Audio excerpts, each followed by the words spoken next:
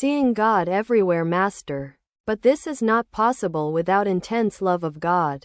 One sees nothing but God everywhere when one loves Him with great intensity.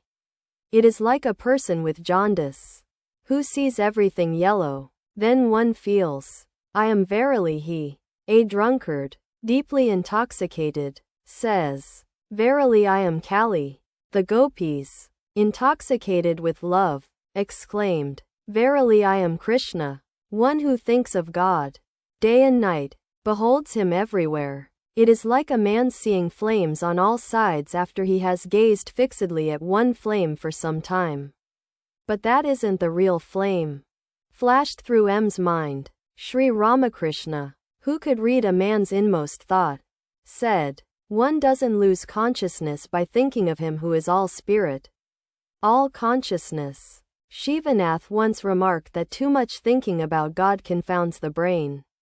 Thereupon I said to him, How can one become unconscious by thinking of consciousness? Yes, sir, I realize that. It isn't like thinking of an unreal object. How can a man lose his intelligence if he always fixes his mind on Him whose very nature is eternal intelligence? Master, with pleasure. It is through God's grace that you understand that. The doubts of the mind will not disappear without His grace. Doubts do not disappear without self-realization.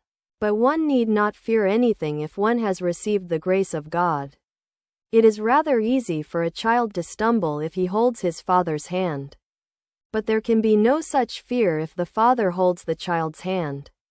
A man does not have to suffer anymore if God, in His grace, removes his doubts and reveals Himself to him. But this grace descends upon him only after he has prayed to God with intense yearning of heart and practiced spiritual discipline. The mother feels compassion for her child when she sees him running about breathlessly. She has been hiding herself. Now she appears before the child. But why should God make us run about? Thought immediately Sri Ramakrishna said, It is His will that we should run about a little. Then it is great fun.